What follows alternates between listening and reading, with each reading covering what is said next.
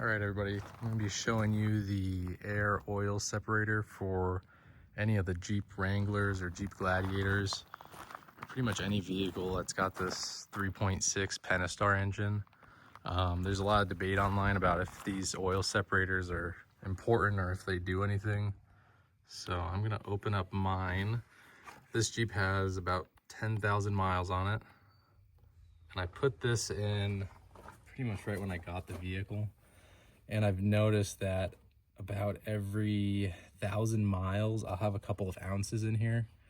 And then every oil change, it'll be almost half full, which half of this is about 3 ounces.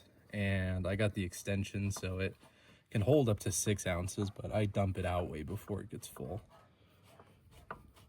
It just takes a second to get this threaded off. I haven't touched this yet. The engine's cold.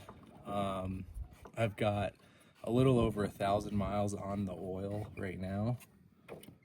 So this will kind of give you a good idea of what to expect. Okay, here we go. All right, let me bring it over to the light. Wow, this is actually pretty bad. So let me show you this. Hopefully you can see that.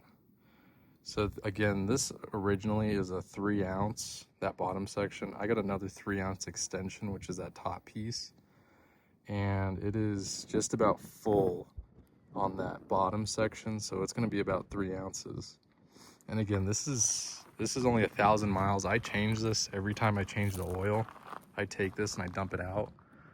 So, I mean, the debate about if this is useful or not, at the end of the day, this is how much oil is going back into your intake. So I don't know. I think it's pretty clear to see if this is working or not. I recommend this brand here. If you can see that. This one comes with factory style hoses and connectors. So it connects right here. It runs behind the coolant reservoir, and then it plugs in on the back of the motor here somewhere.